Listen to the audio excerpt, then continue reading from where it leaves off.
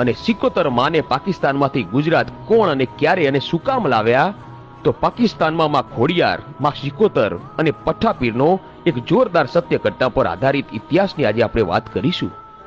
મિત્રો, ઘણા વર્ષો પહેલાની આ વાત છે.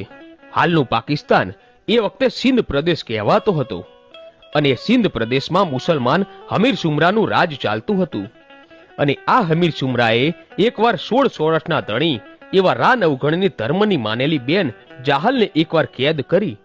અને ત્યારે રા નવઘણની બહેન જાહલે રડતી આંખે પોતાના ભાઈ નવઘણને એક ચિઠ્ઠી મોકલી કે મને આ હમીર સુમરાએ કેદ કરી છે, તો મારા ભાઈ મારી વાહરે આવો.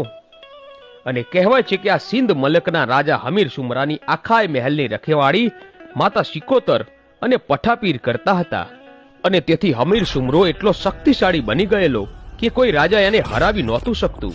અને જો કોઈ રાજા ભૂલથી પણ ચડાઈ કરી જાય ને, તો માં સિકોતર અને પઠ્ઠાપીર એવી ચોકી કરીને બેઠેલા કે કોઈ હમીર સુમરાના રાજનો એક કાંગડો પણ હલાવી નહોતા શકતા.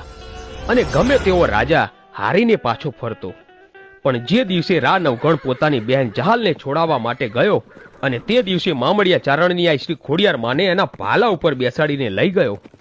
અને કહેવાય છે કે રાવ નવઘણ પોતાની ફોજ લઈને સિંધમાં જવા નીકળ્યો. અને સિંધોઈ નદીને પાસે પહોંચ્યો ત્યારે દૂરથી હમીર સુમરાના ગઢના કાંગડે બેઠેલી માં સિકોતર અને પઠ્ઠાપીર માં ખોડિયારને જોઈ ગયા.